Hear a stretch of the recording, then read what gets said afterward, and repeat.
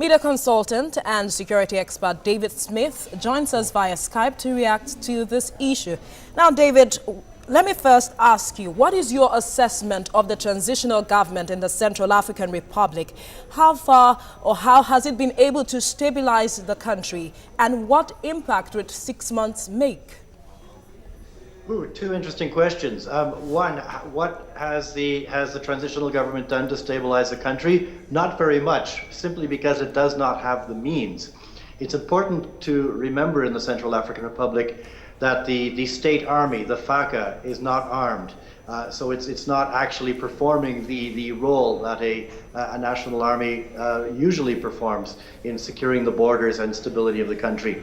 All the stability in the Central African Republic, or what stability there is, and not all areas are stable, is because of efforts from the international community, notably the United Nations peacekeeping force MINUSCA, the European Union force EUFOR, and of course the French force Sangaris.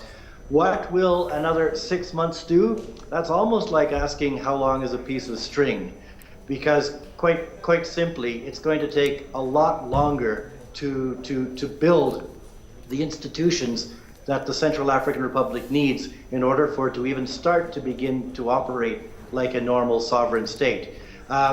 Will the country be more ready for elections in July, August than it would have been in February? Perhaps slightly more, but whenever the elections are held, there's still going to be a lot of flaws in the process. When you say flaws in the process, David, what does that translate to now that a transitional period is being advocated for as a political citing political instability, of course? What do you make of the situation if, for example, we have Catherine Samba-Panza being able to unite both warring factions in that country? Well, I wish, as I've always wished, Catherine Samba-Panza the best, but I fear that she doesn't have the tools she needs to actually unite the functions, unite the warring factions. I mean, there have been reports out of Nairobi over the last few days that two of the main protagonists, two of the main belligerents in the Central African Republic, Michel Djotodia, the former head of Seleka, the rebel movement, and Francois Bozize, the president who was removed from power by Seleka just over a year ago. There were reports that both of them were meeting in Nairobi to come up with a plan for Seleka and Anti-Balaka, the movement that's believed to be supported by ex-President Bozize, how they could work out some sort of power-sharing agreement. Now that's bad news for the Central African Republic. The Central African Republic needs some kind of new blood to turn the page and move on in ways that bear no resemblance to the past. Seleka was a disaster for the Central African Republic. Francois Bozize was a disaster for the 10 years that he was in power in that country. Catherine Samba-Panza is not part of these talks, and to a large extent, we had the transition extended for another 6 months. It wasn't Catherine Samba-Panza or her transitional government who decided to extend that transition.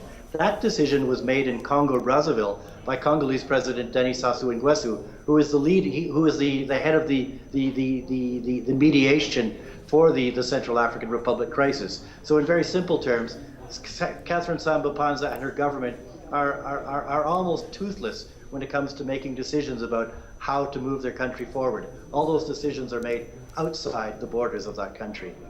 Oh, okay, if you say they are toothless. Now, the Seleka group has been protesting the relocation of some of its ranks out of the capital. Now, they have the government has met with some of their delegates. Do you see the government tilting or agreeing to their demands of not relocating some of their ranks out of the capital? Well, I don't think the government at the end of the day really has a lot to say on the subject. I mean, Catherine Samba-Panza and her team will certainly have opinions, but when it comes to security and deciding where belligerent parties are moved or kept or cantoned, it's really the international forces, whether they be the blue helmets of MINUSCA or the Europeans or the French, who look after security issues. I mean, both Seleka and Anti-Balaka, their counterpart on the nominally Christian side, both believe that the transitional government is biased in favor of the other side. Seleka thinks the CNT, the transitional government, has too many anti-Balaka members, while anti-Balaka believes that the transitional government is weighted in favor of Seleka. Catherine Sambupanza, of course, will deny this. And she's caught in what you might call a catch-22 position, where she can't keep either side happy. What must be done, David, to get a transitional period to be successful in the Central African Republic? I like that question. You may not like my answer. I don't think it's possible for a transitional government to be successful because of the nature of a transitional government. All the players and those who are watching from the sidelines understand that a transitional government is only temporary.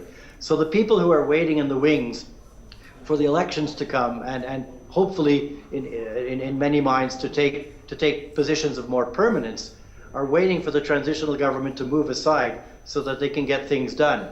Now, whether we were to have elections in February, which is no longer the case, or in August or July, and that date, of course, may be moved forward again, whenever those elections are held, I think that's a good thing, because as flawed as the elections may be, it's important to cross elections off the list so we can move the transition aside and start working on a long-term process where institutions that any sovereign state should have, a police force, a national army, a health system, an education system, all those things are not going to happen in earnest until there's a more permanent government in place. So no, I don't think there will be a successful transitional government.